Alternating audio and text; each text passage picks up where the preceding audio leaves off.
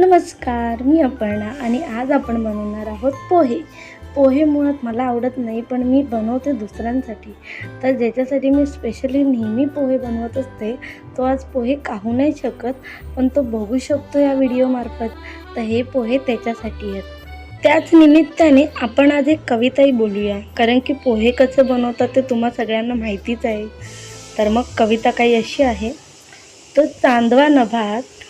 तो चांदवा नभात नित्य तुझी आठवण करून घ्यायलाच येतो. तो चांदवा नभात नित्य तुझी आठवण करून घ्यायलाच येतो. आठवणी येतात रे, पण तू मात्र नसतो.